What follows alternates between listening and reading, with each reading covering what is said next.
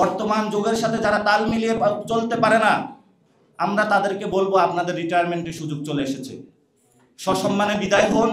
তো যারা আপনারা এই যে শ্রমিক শ্রেণীকে বাস, ট্রাক, রেল শ্রমিক সংগঠনগুলা করায়ত্ত করে মনে করছেন যে রিফর্মের বিপরীতে গিয়ে বাংলাদেশে আরেকটি স্বৈরশাসনের পথে নিয়ে যাবেন, এই লোকগুলাই আপনাদের দিকে আবার ঘুরে তাকাবে, তখন আপনাদের পালানোর পথ আপনারা পাবেন না।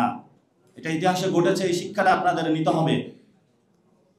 আমরা বিএনপি জামায়াত কারো বিরোধী নই। আমাদের এনসিপির সুস্পষ্ট জায়গা হলো আমরা বাংলাদেশে একটি ভালো ডিফেন্স পলিসি চাই।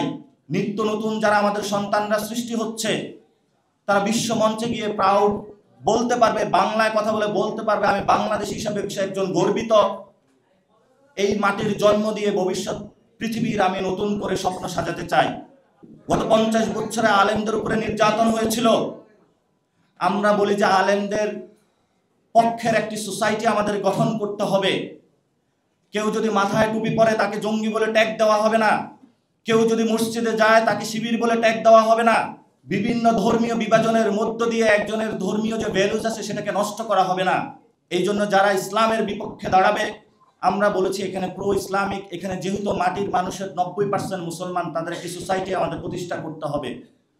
এটা আমরা অন্যায্য মনে করি না। 2001 থেকে 2025 হয়ে গেল, ক্ষমতায় তারা একবার এসেছিল, কোনো বাস্তবায়নের ছিটেফুটা আমরা দেখি নাই, আর কাগজে কলমও এখনো ছিটেফুটা দেখি না। বরঞ্চ তারা উদ্ধৃত আচরণ করে আমাদের সামনে এখন বলে মানুষ জুলাই সনদ বুঝে না, রিফর্ম বুঝে না, এটা খায় নাকি মাথায় দেয়। এইসব যারা বুঝে না, বর্তমান যুগের সাথে যারা তাল মিলিয়ে চলতে পারে না, আমরা তাদেরকে বলবো আপনাদের রিটায়ারমেন্টের সুযোগ চলে এসেছে, সসম্মানে বিদায় হন। আমরা আপনাদেরকে এখনো সম্মান দিচ্ছি। আপনাদের মরণ পর্যন্ত, কবরে যাওয়ার আগ পর্যন্ত এই ধরনের যে পোস্ট পদবি এসেছে এটাই রাখতে হবে, এটা বাধ্যতামূলক না।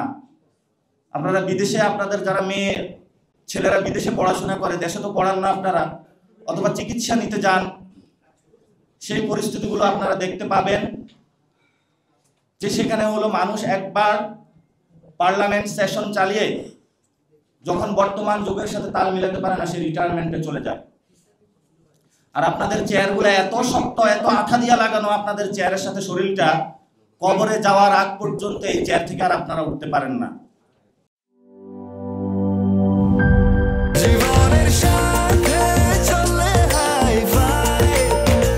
স্বাস্থ্যকর অল টাইম ফ্যামিলি কেক, সব সময় অল টাইম হেলদি লাইফ।